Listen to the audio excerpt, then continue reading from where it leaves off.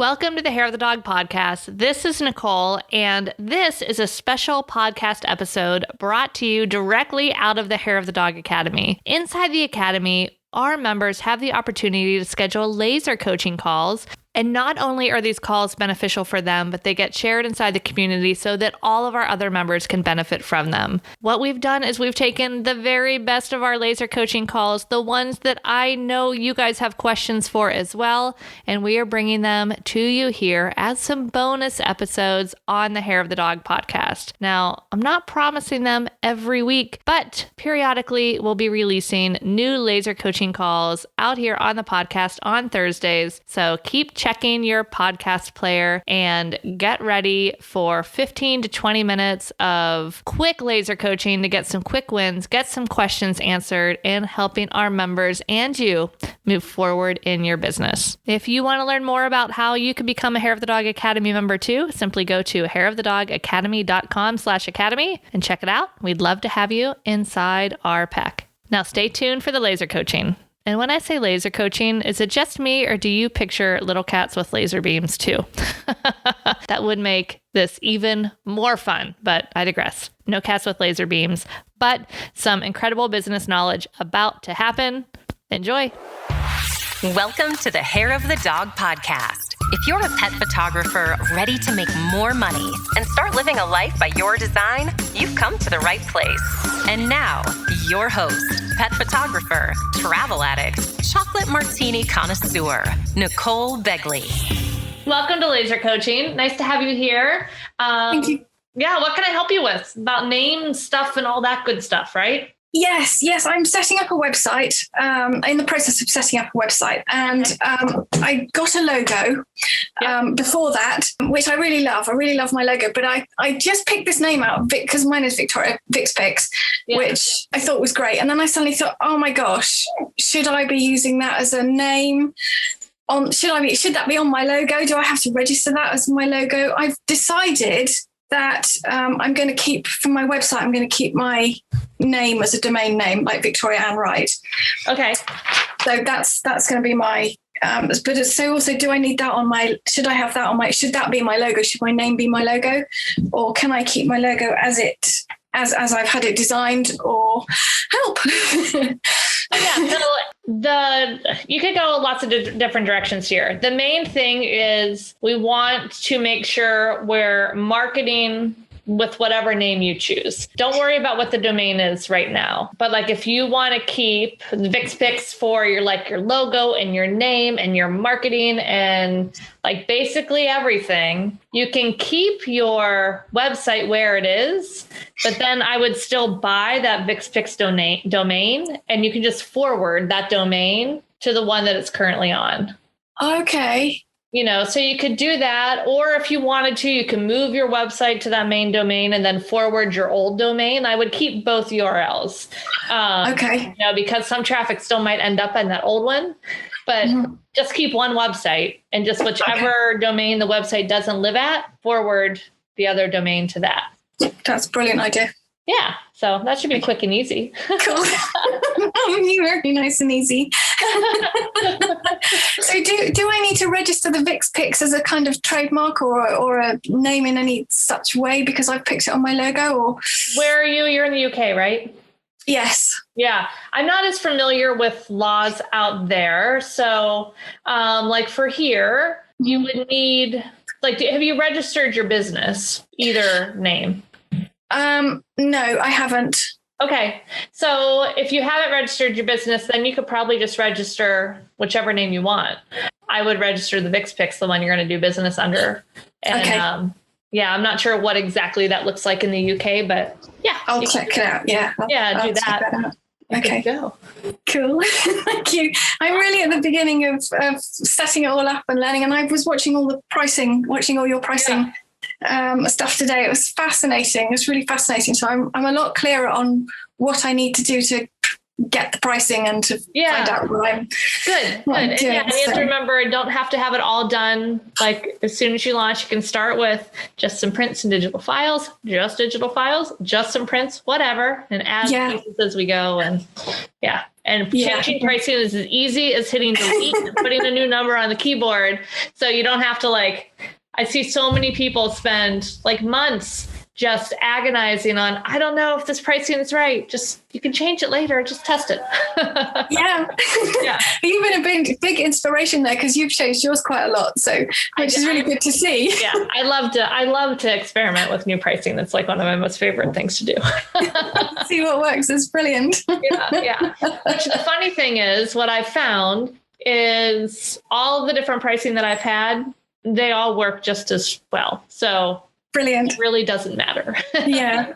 As long as you've got some. Yeah. You need to have some pricing, and it's really about the education and the messaging and the marketing to get in front of the right people. Yes. But the pricing itself, as long as you take the art of pricing, which is, looking at what you want people to purchase and setting up the pricing so they get rewarded for doing what you want them to do, then you're usually good to go. Yeah, that's a lot clearer since watching your videos today. It was really helpful.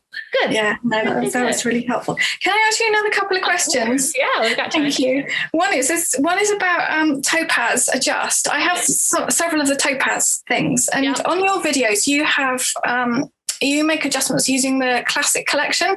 Yeah. I don't have that on my Topaz, and my Topaz doesn't seem to be as kind of. I think I'm still running the really old one. I don't think I ever updated mine. Oh. So let me, somebody else had this question recently too. I might actually reach out to Topaz and ask how we do that now. Cause I've been scared to update mine. I'm like, well, I don't want to not know how to do it again. Don't lose that. What I've been using it for. So let me ask them. Yeah. How I can still get that same look with their new update. Oh God, that would be great because it just I bought it quite recently, so it's quite obviously quite a new one. Yeah. But it's it doesn't come out as well as you was kind of nice little adjustments, whereas this is kind of a big adjustment some way, some other way, and it's just a bit too much. So. Well, in this one, mine I always do on a separate layer, and I always took it back down, because it was always too much too. I learned that from you too. I can see that now. Almost any adjustment we tend to do. I mean, we've all been there with oh, look, I can adjust the eyes. Whoa. Oh, look, I can adjust the sharpness of the fur. Wow. we live and learn. It's just brilliant. I'm running Photoshop CS6, so I'm really behind on that. So I won't do another layer. It will do another layer, but it won't for the patch tool. If I'm trying to do the patch tool or content aware fill, then it won't do that. It has to be on the original layer, which is a real pain. But apart from that, it's not too bad. Yeah. No, you once you get around to updating though, you'll find all sorts of, because even if the tools aren't necessarily new, they've gotten so much better from CS6, even with the patch and the content aware fill and all of those things work just so much better. So that's good, because I've been wondering whether to upgrade or not, because I don't have Lightroom because I've only got the Photoshop CS6, so I don't have. I mean, for Photoshop does, I think it's still only $10 a month for the photographer package, which is Photoshop and Lightroom. Yes, you can't beat it. I mean, no. It's amazing, isn't it? Rate. Yeah. Yes.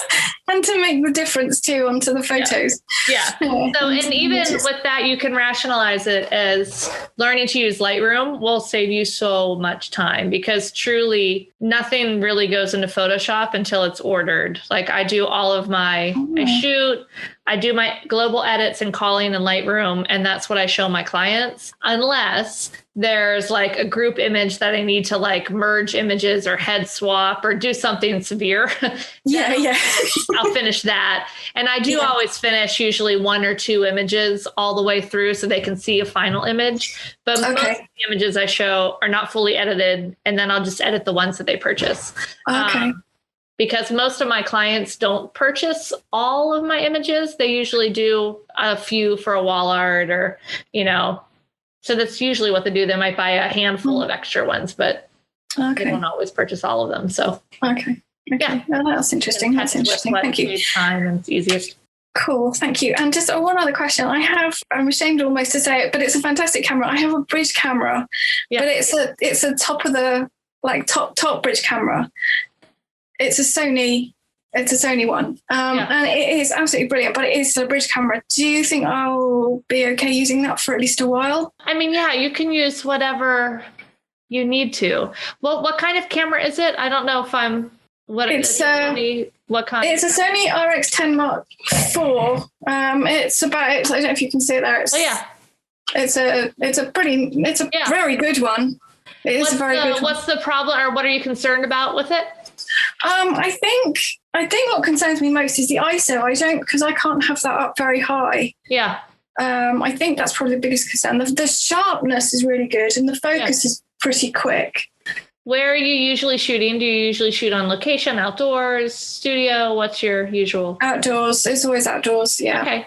I mean, you should be good. You just have to watch low light, just have to be careful how long you shoot, or if it's starting to get later in the day, just stay out of those really deep shadows. Yeah.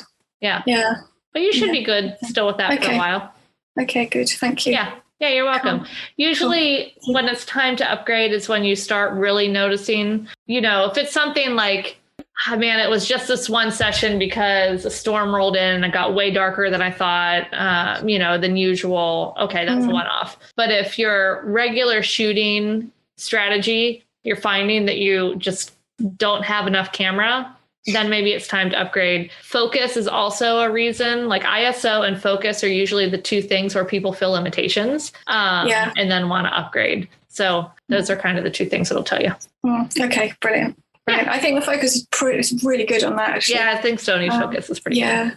Yeah, the continuous thing. So brilliant. That's set my mind at rest. Thank you. You're welcome. Good. This was like a rapid fire laser coaching. I like it. I know. I'm sorry about that.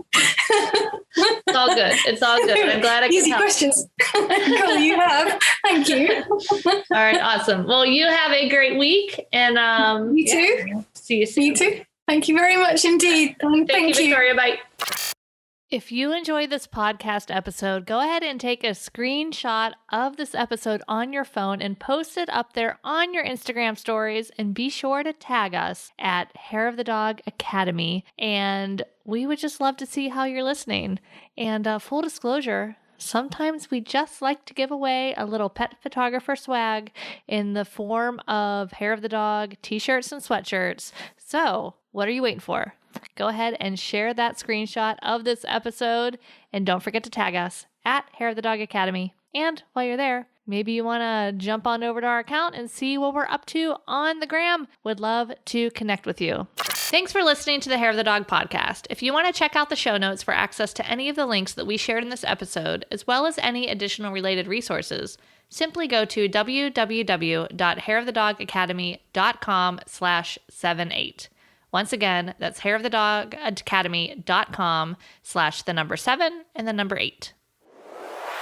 Thanks for listening to this episode of Hair of the Dog podcast. If you enjoyed this show, please take a minute to leave a review. And while you're there, don't forget to subscribe so you don't miss our upcoming episodes. One last thing, if you are ready to dive into more resources, head over to our website at www.hairofthedogacademy.com. Thanks for being a part of this pet photography community.